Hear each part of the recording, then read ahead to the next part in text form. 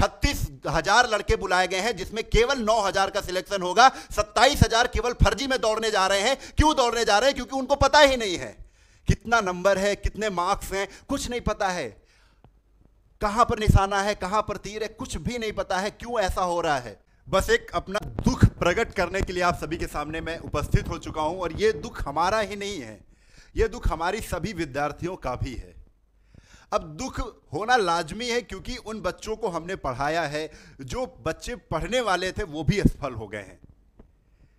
Message करके अपना दुख व्यक्त करते हैं, सर बहुत खुशी का माहौल था, इतने नंबर आए थे कि पिताजी भी हम पे फक्र महसूस कर रहे थे कि इस बार हमारा सिलेक्शन हो जाएगा और वर्दी पहन के और कैप लगा के मैं पिताजी के सामने उपस्थित हो जाऊंगा। ऐसा माहौल बन जाता है, क्योंकि जो उत्तर प्रदेश एसआई एक वैकेंसी नहीं है, एक ड्रीम जॉब है, बहुत अच्छी जॉब है, एक रुतबेदार जॉब है, एक खुशी का माहौल, एक मतलब ये समझ लो कि यार पूरा बहुत बेहतरीन माहौल बन जाता है पूरे घर का जब एक अच्छा पेपर होता है, अच्छे क्वेश्चन सॉल्व करके आते हैं, 120 115 स्कोर करके आए हैं, 100 के ऊपर स्कोर करके आए हैं, तो एक खुशी होना लाजमी है। सब बच्चों का जो दुख है ना, बहुत भयानक दुख है, उनकी पीड़ा सुन के, उनका जो दुख सुन के अंदर से जो दिल है वो रोने लगता है। अब आप ही बताना, ये हाँ जो बिंदु मैं लिखकर लाया हूं, इन बिंदुओं पर किसकी गलती है? क्या गलतियां हैं? आयोग की गलती है, सरकार की गलती है? गलती है किसकी? क्या विद्यार्थियों की गलती है, क्या हम टीचर्स की गलती है? आपको तय करना है। बस छोटी सी बात है, वीडियो थोड़ा सा ध्यान से देख लेना, हमारी बातों को सुन लेना, और अगर आप चाहते हैं, हमें भरोसा करते हैं, तो हमारी जो व्यथा है ये आप शेयर जरूर कर देना सभी बच्चों के पास। सबसे पहला पॉइंट कि आयोग की मुख्य गलतियां। अब बड़ी बात है आयोग की गलतियां, ये मैंने यहां पर जो पॉइंट लिख दिया, अब आयोग की गलती है कि नहीं है ये मैं नहीं जान रहा हूं और सीधा उंगली नहीं कर रहा हूं। मैं बस अपनी चीज जितना मैं समझ पा रहा हूं, जितना विद्यार्थी समझ पा रहे हैं। क्यों आपने इस एग्जाम के लिए पारदर्शिता नहीं रखी? क्यों आपने बिल्कुल एग्जाम को सबके सामने हर चीज बता के नहीं किया? आप रिजल्ट निकाल रहे हैं तो बच्चों को नंबर नहीं पता है, कितने नंबर आए हैं। बच्चे 120 नहीं, बच्चे 130 क्वेश्चन करके आ रहे हैं और उनको लग रहा है कि 130 क्वेश्चन उनके सही हैं, और उसके बाद भी वो पास नहीं हुए। ये सब चीजें गलत है। उनको बताना आपको पड़ेगा कि कितना रिजल्ट है। अच्छा, नॉर्मलाइजेशन, यार नॉर्मलाइजेशन एक बड़ा स्कैम बनता जा रहा है, और इससे बच्चे जान तो डरने लगे हैं। जिस पेपर में नॉर्मलाइजेशन आता है वो पेपर समझ लो कि कहीं ना कहीं या तो कोर्ट में चला जाएगा या कहीं ना कहीं रद्द हो जाएगा। इतना डर पूरा फैल चुका है, विद्यार्थियों का पढ़ने का मन नहीं हो रहा है, क्योंकि हम लोग एक माहौल देखते हैं, ऑफलाइन कोचिंग में जाते हैं तो बच्चों का जो दुख है, जो बच्चों का कंफ्यूजन है, वो सीधा सीधा हमारे पास उनसे जब बात होती है तो वो समझते हैं। अब आप ये सब दर्द जहां तक आप ये सब पहुंचा सकते हैं आप पहुंचाइए। कृपया करके मैं आपसे हाथ जोड़कर विनती करता हूं, जितने लोग ये वीडियो देख रहे हैं सब लोग पूरा थोड़ा सा ताकत लगाइए कि वीडियो उन तक पहुंचे, सरकार तक पहुंचे, कि जो गलतियां हो रही हैं, जो बच्चे नहीं समझ पा रहे हैं, तो वो चीज ऐसी क्यों हो रही है आयोग के द्वारा क्लियर करनी चाहिए। एक पेपर करा रहे हो तो विधिवत कराइए, वरना नहीं कराइए। बहुत आशाएं जुड़ जाती हैं बच्चों की। अब सुनिए आयोग की गलतियां क्या है। भैया आपने जो पेपर कराया है इसमें नॉर्मलाइजेशन है क्या, ये क्लियर करिए। नॉर्मलाइजेशन हो रहा है तो उसमें जनरल के लिए क्या नॉर्मलाइजेशन है, जनरल के बाद ओबीसी, एससी, एसटी, क्या इनके सबके साथ में नॉर्मलाइजेशन कैसे, कुछ फार्मूला है, क्या है, कैसे करते हो आप, कुछ जानकारी दीजिए। अपना नोटिफिकेशन में विधिवत बताइए कि नॉर्मलाइजेशन कैसे करना है आपको, वो चीज़ बताइए। और आपने केवल आपने रोल नंबर और रजिस्ट्रेशन नंबर दे दिया है, वो बच्चा पास है, उसके नंबर कौन बताएगा, मार्क्स कौन बताएगा? जो 130 नंबर करके आया है, जो 130 नंबर करके आया है, वो दावे के साथ कर रहा है सर जी मेरा सिलेक्शन होगा इस बार, और उसका नाम नहीं आता है। ये कौन बताएगा? बड़े दुख में है। क्या हुआ है सर जी, नॉर्मलाइजेशन में मेरे नंबर घट गए क्या, नॉर्मलाइजेशन में मेरे नंबर बढ़ गए क्या? अब जिसका नंबर आया हुआ है वो 120 क्वेश्चन करके आया है, लेकिन उसको डर है कि मेरा सिलेक्शन नहीं होगा, मैं दौड़ के अपनी मेहनत भी करूंगा, 2 महीने लगातार दौड़ूंगा, जब भी आप रनिंग कराओगे रनिंग में भी आऊंगा, क्योंकि आपने उसका रजिस्ट्रेशन नंबर उसको पास करवा दिया है, और पास करने के बाद भी आप 27,000 लड़कों को हटाने वाले हैं। 36,000 लड़के बुलाए गए हैं, जिसमें केवल 9,000 का सिलेक्शन होगा। 27,000 केवल फर्जी में दौड़ने जा रहे हैं। क्यों दौड़ने जा रहे हैं? क्योंकि उनको पता ही नहीं है कितना नंबर है, कितने मार्क्स हैं, कुछ नहीं पता है। कहां पर निशाना है, कहां पर तीर है, कुछ भी नहीं पता है। क्यों ऐसा हो रहा है? ये बहुत बड़ी गलतियां, इनको समझने की जरूरत है। आप समझे, सरकार समझे, कुछ भी समझे, क्योंकि बच्चों के अंदर अगर पढ़ने का मन नहीं होगा तो फिर कैसे एग्जाम निकलेंगे, और ये सब इसी में लगे रहते हैं। गलत है। बच्चों के घर मचा कोहराम, भैया मचा है कोहराम। बच्चा अच्छा स्कोर करके आया, बच्चे ने 6-6 महीना पढ़ाई की, एक तो एग्जाम नहीं कराते, एक तो एग्जाम डेट नहीं देते, नोटिफिकेशन देने के बाद आप उतना समय खींच देते हो परीक्षा डेट देने में, तब तक वो बच्चा पढ़ पढ़ के कितनी किताबें खत्म कर देता है, भूल जाता है, फिर रिवीजन करता है। सब कुछ करने के बाद एग्जाम डेट आती है, पेपर देता है, उसके बाद ये लेथन कि उसको मार्क्स नहीं पता रहते हैं। और मार्क्स तो अच्छा स्कोर करके आया, उसके बाद आपने क्या किया, उसका नंबर नहीं आया। अरे बताओ तो कितने नंबर है उसके? नॉर्मलाइजेशन में उसको पता तो चले नंबर बढ़े हैं या घटे हैं, कुछ तो बताना चाहिए। बड़ी बड़ी दुविधा वाली बात है कि उसको कुछ नहीं पता है।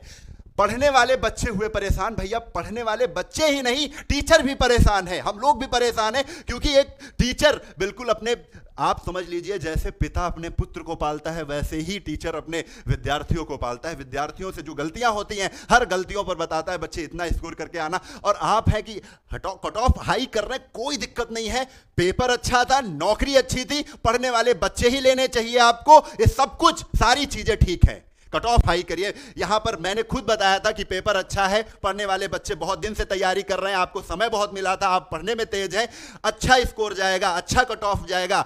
लेकिन बताइए नंबर, बताइए आप नंबर बताइए कितने नंबर हैं, उसको थोड़ा सा पता तो चल जाए कि कट ऑफ 302 कट ऑफ गई है, उसके नंबर कहां तक हैं, थोड़ा सा कंफर्म होना चाहिए, थोड़ा पारदर्शिता होनी। पेपर करवा रहे हो तो अच्छे से कराओ, सबको क्लियर हो कि हमारा होगा कि नहीं होगा। बिंदु है, ये समझने वाला बिंदु है भाई। अच्छे नंबर फिर भी बच्चे, एक बच्चे का कॉल बहुत दिन से आ रहा था, बहुत मैसेज आते हैं कि सर जी आपके द्वारा पढ़ाया गया था, मैं पढ़ा हूं मैं, और बहुत अच्छा फिनिक्स एकेडमी चैनल मुझे लगता है, 130 स्कोर करके आया हूं, 130 क्वेश्चन हमारे सही हैं, और बहुत दिन से अब बस रनिंग कर रहा हूं, आपके आशीर्वाद से निकल गया है पेपर हमारा। ये सब निकल गया, उसे नहीं पता है, और आप 120 पे कट ऑफ जाता है, 120 क्वेश्चन पे कट ऑफ जाता है, उसका नाम नहीं आता है। नॉर्मलाइजेशन नंबर भी कम कर रहा है, नॉर्मलाइजेशन नंबर बढ़ा भी रहा है। क्या समझ में कुछ नहीं आ रहा है कि नॉर्मलाइजेशन है क्या, कौन सी बला है? कुछ तो यार, कुछ तो मतलब कंफर्म करना चाहिए आयोग को कि कैसे, क्या, किस चीज पर काम कर रहे हैं नॉर्मलाइजेशन। किस शिफ्ट का पेपर कठिन है, किस शिफ्ट का पेपर सरल है, कुछ बताओ। इसको नॉर्मलाइजेशन को ये मत करो कि ये बार बार स्कैम कहा जाए। मैं नहीं कह रहा हूं स्कैम, बच्चे कह रहे हैं हमसे स्कैम है। पेपर देने का मन नहीं, जिसमें नॉर्मलाइजेशन सुन लेता है बच्चा, फिर ये नहीं समझ पाता है कि ये माइनस मार्किंग वाला क्वेश्चन करना है, माइनस मार्किंग में गलत क्वेश्चन अटेम्प्ट करना है, नहीं करना है, उसके दिमाग में कुछ चल ही नहीं रहा यार, परेशान हो चुका है। अपनी अपनी गणित सब बता रहे हैं, नॉर्मलाइजेशन ये है, नॉर्मलाइजेशन वो है, लेकिन समझ कोई नहीं पा रहा है। तो ये दुविधा है, इसमें बच्चे पढ़ने से ज्यादा इस चीज पे परेशान है, नहीं पढ़ पा रहे बच्चे, अपनी प्रदर्शन, अपनी क्षमता दिखाना चाहते हैं पेपर में, लेकिन वो अपनी क्षमता नहीं दिखा पा रहे, क्योंकि यही सब मचा हुआ है, यही सब लभड़ चल रही है, और इसी में फंसा हुआ है बच्चा, नहीं पढ़ पा रहा है। अच्छे नंबर फिर भी फेल, मैंने बता दिया अच्छे नंबर है फिर भी फेल। 130 नंबर, 130 क्वेश्चन सही करके आया, रोज फोन कर रहा, रोज मैसेज कर रहा, रोज चरण स्पर्श सर बहुत अच्छा लग रहा है आपसे पढ़ के, रोज ये सब, और फिर उसके बावजूद नहीं होता है तो दुख टीचर को भी होता है। यहां भी छाती में जल जाता है, छाती जल जाती है कि यार लोग अब किसका सिलेक्शन होगा। बहुत सी कोचिंग है बता रहे हैं कि 40 सिलेक्शन, 50 सिलेक्शन, 70 सिलेक्शन, 100 सिलेक्शन, जितने 9,000 उसी कोचिंग से निकल गए। तो ये गलत है, ये चीजें आप तथ्य पर आइए।